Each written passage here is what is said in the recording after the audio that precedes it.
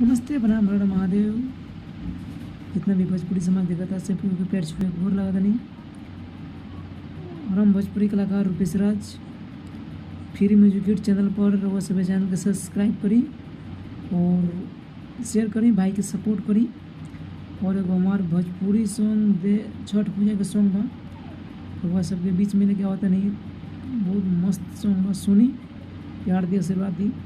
गाना के बोल बा कि तू दया करो ये छठी माई कि कजली के जाई भुलाई, कि तू दया करो ये छठी माई कि कजली के जाई भुलाई।